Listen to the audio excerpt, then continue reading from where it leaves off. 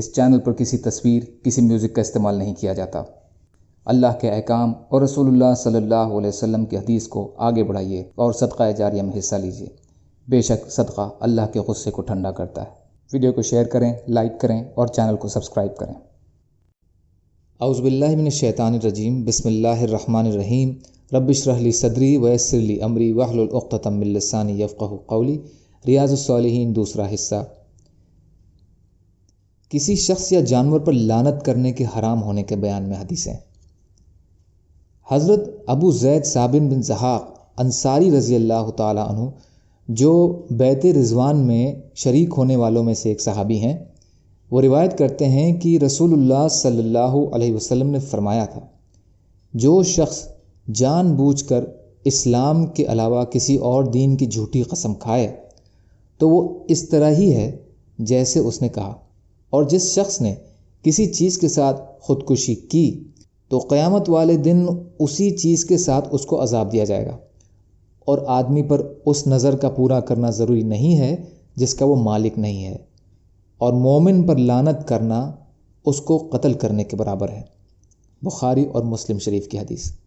فائدہ: کسی اور دین کی قسم کھانے کا مطلب یہ ہے کہ وہ جیسے اس طرح کہے کہ اگر میں نے فلاں کام کیا تو میں یہودی یا عیسائی۔ اس سے اس کی نیت اگر حقیقت میں یہودیت اور عیسائیت کا اختیار کرنا ہے تو وہ فوراً کافر یعنی یہودی اور عیسائی ہو جائے گا، کیونکہ کفر کا ارادہ بھی کفر ہے، اور اگر مقصد اس سے دوسرے دینوں کے اختیار کرنے کا انکار کرنا ہے اور اس کا ارادہ ہے کہ وہ کبھی بھی دین اسلام کو چھوڑ کر کوئی دوسرا دین اختیار نہیں کرے گا، تو اس انداز کی قسم بہرحال ناپسندیدہ اور گناہ ہے، جس سے استغفار لازمی ہے۔ اس حدیث کے آخری ٹکڑے میں یہ واضح ہے کہ کسی مومن پر لعنت کرنا جائز نہیں ہے، کیونکہ یہ قتل کے برابر ایک جرم ہے۔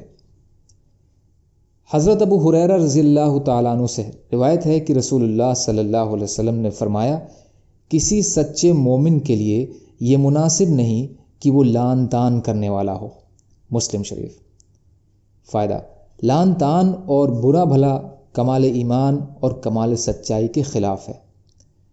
حضرت ابو درداء رضی اللہ تعالیٰ عنہ سے روایت ہے کہ رسول اللہ صلی اللہ علیہ وسلم نے فرمایا، لعن طعن کرنے والا قیامت والے دن نہ سفارشی ہوں گے اور نہ ہی گواہ ہوں گے۔ مسلم شریف۔